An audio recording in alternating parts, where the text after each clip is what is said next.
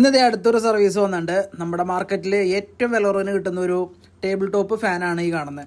സംഭവം വില കുറവാണെങ്കിലും ഇതിൻ്റെ അപാര കാറ്റാണ്. ഒന്നത് സ്റ്റീലിൻ്റെ ബ്ലേഡ്, സ്റ്റീലല്ല മെറ്റൽ ബ്ലേഡാണ്. അതുകൊണ്ട് തന്നെ ബെൻഡാവോ കാറ്റ് കുറയുന്ന പരിപാടി ഒന്നും തന്നെ ഇല്ല. അപ്പം ഞാൻ അഴിച്ചു നോക്കി കറക്കി നോക്കി, ഇപ്പോൾ ജാമും കാര്യങ്ങളൊന്നും ഇല്ല, ടൈറ്റൊന്നും ആയിട്ടില്ല, ബുഷിനും പ്രശ്നമൊന്നുമില്ല കണ്ടിട്ട്.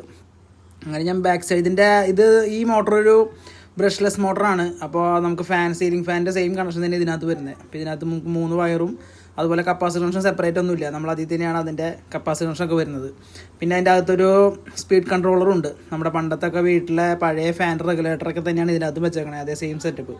അപ്പം ഞാൻ നമ്മുടെ ടെസ്റ്റ് ലാമ്പ് വെച്ചിട്ട് വൈൻഡിങ് ചെക്ക് ചെയ്ത് നോക്കിയപ്പോൾ ഡെഡാണ്, ഒരു രക്ഷയില്ല. അങ്ങനെ നമ്മൾ മോട്ടറിൻ്റെ നെട്ടും ബോൾട്ടൊക്കെ കഴിച്ച് തട്ടി ഊരി. അപ്പോൾ ഇതൊക്കെ കഴിക്കാൻ സുഖമായിട്ടാ, സർവീസും സുഖമാണ് ഇതിൻ്റെ. അപ്പോൾ ഇതൊക്കെ നമുക്ക് സർവീസ് ചാർജ് ഒന്നും വാങ്ങി ഇനി തന്നെ പണിയാൻ സുഖമുള്ളൊരു പരിപാടിയാണ്. അപ്പോൾ അഴിച്ചപ്പോൾ ഞാൻ ഫ്രണ്ടിലെ റോട്ടർ ഫ്രണ്ടിലേക്ക് ഇറങ്ങി പോകുന്നുണ്ട്. ബാക്ക് സൈഡ് ഇത്രേ ഉള്ളൂ ഇതിൻ്റെ വൈൻഡിങ്, ഒരു സിംഗിൾ ടൈപ്പ് വൈൻഡിങ്, അതിൽ നിന്നൊരു വയറെ കോറ് വരുന്നു. അപ്പോൾ ഇതിൽ നമുക്ക് ഇതിപ്പോൾ ഒന്നും ചെയ്യാനൊന്നും പറ്റില്ല. ഒന്നാമത് അലുമിനിയമാണ്, നമുക്ക് ഇതിനകത്ത് അഴിച്ച് പണിയാനോ ഒന്നും തന്നെ പറ്റില്ല. പുതിയ മോട്ടർ വാങ്ങി വയ്ക്കാനേ പറ്റുള്ളൂ. ഇത് വൈൻഡ് ചെയ്യാനൊക്കെ പോയി കഴിഞ്ഞാൽ ഭയങ്കര കാശാണ്. റെഡിമെയ്ഡ് മോട്ടർ മേടിച്ച് വയ്ക്കില്ലേ നമ്മൾ ചെയ്യുള്ളൂ. അപ്പോൾ ജസ്റ്റ് ഞാൻ ഇതിൻ്റെ വൈൻഡിങ് ഒന്ന് അഴിച്ച് കാണിച്ചു തരാം, ഇത് എവിടെ കട്ടായിരിക്കണേന്ന്. അപ്പോൾ ഇതിങ്ങനെ പതിയെ നമ്മൾ കട്ട് ചെയ്ത് മാറ്റി കഴിഞ്ഞാൽ നമുക്ക് വൈൻഡിങ് കാണാൻ പറ്റും. കോപ്പർ ആണെങ്കിൽ നമുക്ക് ഇതേപോലെ ചെയ്ത് വിട്ടാൽ കുറേ കൂടും. ഇപ്പോൾ നമ്മളെ പെഡസ്റ്റൽ ഫാനിലൊക്കെ ഞാൻ ഒരുപാട് വൈൻഡിങ് ഉള്ളിൽ കട്ടായത് ഇതേപോലെ കട്ട് ചെയ്ത് നമ്മൾ റീസോൾഡർ ചെയ്ത് കൊടുത്തു വിടാറുണ്ട്.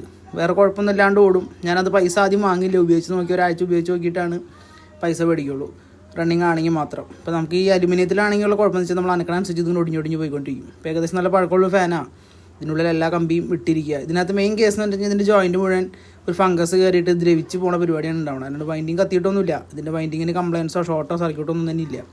ഇത് ദ്രവിച്ച് പോയി കണക്ഷൻ വിട്ടുപോയതാണ് കണ്ടോ.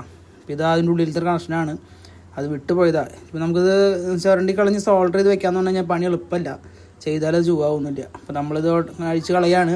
അപ്പോൾ കസ്റ്റമറോട് ചോദിക്കും, ആണെങ്കിൽ പുതിയ മോട്ടർ മേടിച്ച് വെച്ച് കൊടുക്കും. 550 600 എൻ്റെ മോട്ടറിന് വരുന്നത്.